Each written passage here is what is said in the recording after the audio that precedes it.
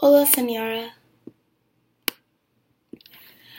Este año nos aprendimos sobre muchas tradiciones diferentes de países hispanohablantes y las tradiciones de personajes de libros como Al casa de Bernarda Alba y Como agua por chocolate. Por ejemplo, en España, la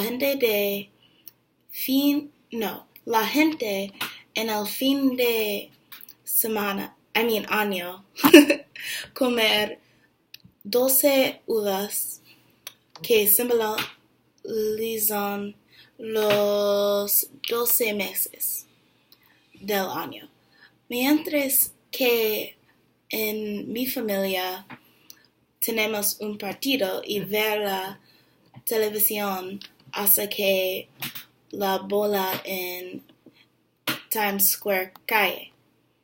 En mi familia, cuando los niños son pequeños, escriben cartas a Santa Claus pidiendo lo que quieren para la Navidad y que dan la carta a los elfos en el centro comercial. Mientras que en España, los niños escriben sus cartas de Navidad para los tres magos y esperar a que vengan a su ciudad en el desfile. En Como agua para chocolate, la familia de Tita tenía una tradición que la hija menor de la familia tuvo que cuidar de su madre y no podía casarse.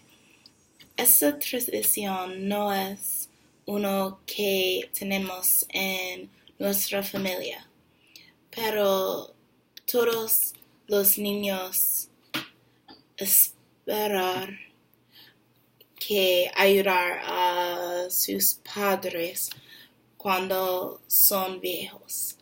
En la casa de Bernarda Alba, la familia siguió una tradición que cuando el padre murió, a los niños les llorar en la casa durante 8 años sin contacto con el mundo exterior. En mi familia no hay una